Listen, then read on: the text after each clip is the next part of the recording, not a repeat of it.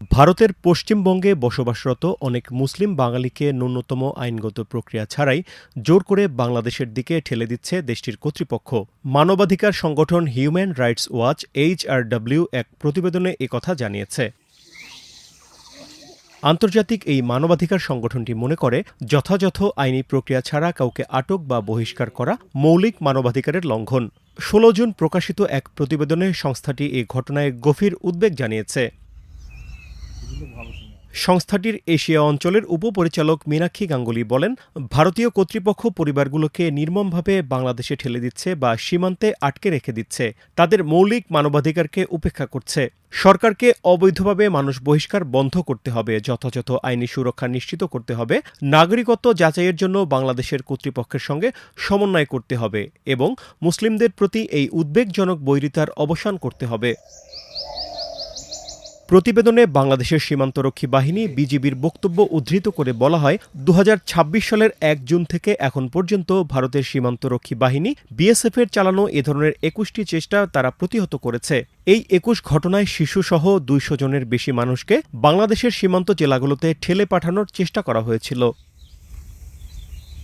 পশ্চিমবঙ্গের মুখ্যমন্ত্রী শুভেন্দু অধিকারী বলেছেন, মার্চের নির্বাচনে তার দল বিজেপি জয় পাওয়ার পর সরকারের ডিটেক, ডিলিট অ্যান্ড ডিপোর্ট নীতির আওতায় শত শত বাংলাদেশি অনুপ্রবেশকারীকে আটক করা হয়েছে। প্রায় ৫,০০০ মানুষকে ফিরে যেতে বাধ্য করা হয়েছে। HRW বলেছে, তারা ৯ জন প্রত্যক্ষদর্শীর সঙ্গে কথা বলেছে। তারা বলেছেন, BSF-এর সদস্যরা রাতে দলে দলে মানুষকে সীমান্তে এনে কাঁটাতারের ফাঁক দিয়ে বাংলাদেশের দিকে ঠেলে দিচ্ছেন। অনেক ক্ষেত্রে বিজিবি প্রবেশে বাধা দিলে পরে ভারতীয় সীমান্তরক্ষীরা সেই মানুষদের আবার ফিরে যেতে দেয়।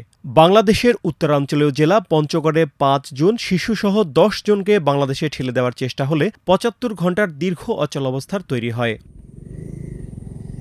বিজিবির বক্তব্যকে উদ্ধৃত করে HRW-র প্রতিবেদনে বলা হয়, ৮ জুন ঠাকুরগাঁও জেলায় প্রায় ৪৮ ঘণ্টা শূন্যরেখা বা সীমান্তের নো ম্যানসল্যান্ডের সরু অংশে আটকে থাকার পর BSF ১১ জনকে ভারতের দিকে ফিরিয়ে দেয়। তাদের মধ্যে একজন অন্তঃসত্ত্বাও ছিলেন।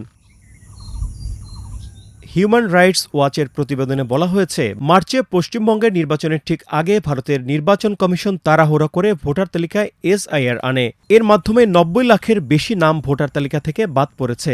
এতে অনেকের মধ্যে আটক ও বহিষ্কারের আশঙ্কা তৈরি হয়েছে।